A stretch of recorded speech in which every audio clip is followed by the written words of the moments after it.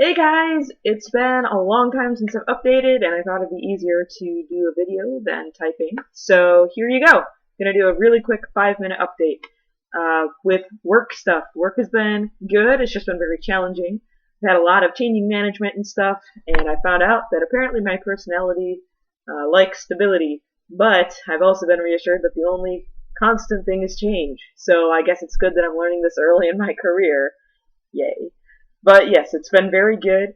I've had pretty much all of my projects change except one. So if you dig through my past blog entries, you'll see that I had the work for the Cedra unit, which is one of our carbon dioxide scrubbers on the space station. I was working to fix a valve on that, and right now I'm not doing that anymore. That project was taken off my plate. I was also learning how to operate the amine swing bed, which is another carbon dioxide scrubber on the space station. And right now that has also been taken off my plate. So, for various reasons. But right now I'm concentrating on some other things. So, a new project that I have right now is doing some testing for a unit called the CEOS, which is a fancy name. It stands for Solid Electrode Oxygen Separator. Ha.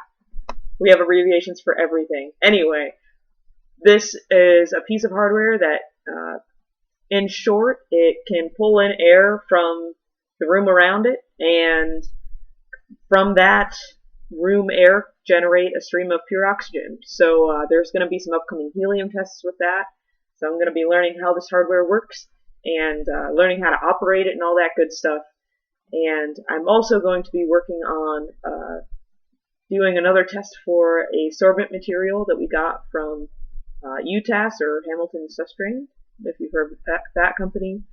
Sorbent material is a fancy word for saying kind of like a sponge.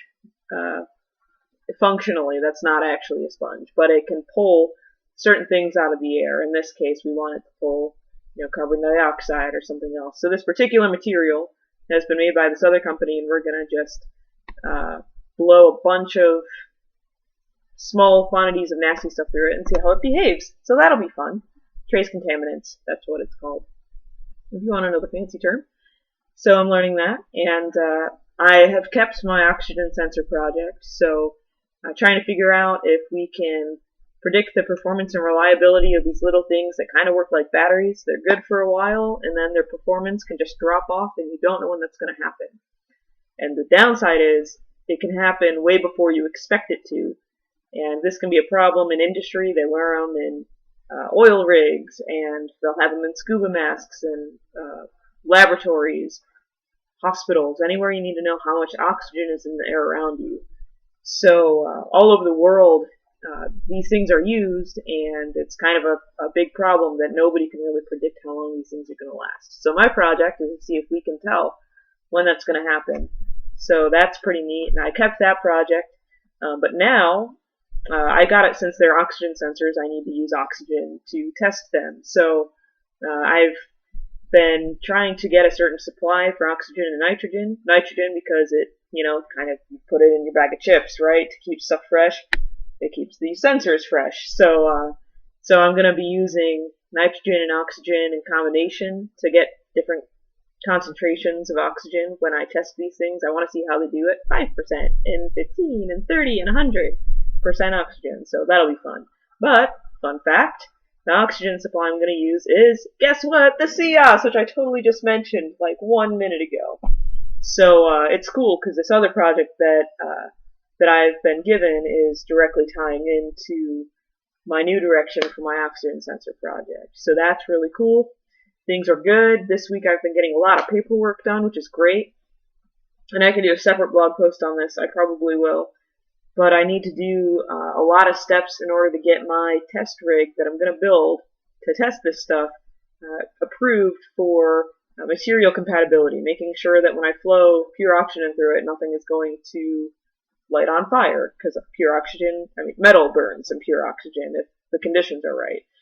And so I've got to approve it for materials, I've got to approve it for pressure, making sure that,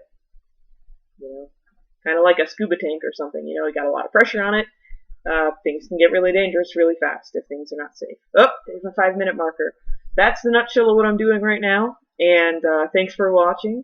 Oh yeah, and I got a haircut, if you didn't notice. It's really short now, and I like it a lot. Thanks for watching, and I will stay in touch. Have a great evening, or day, whenever you're watching this.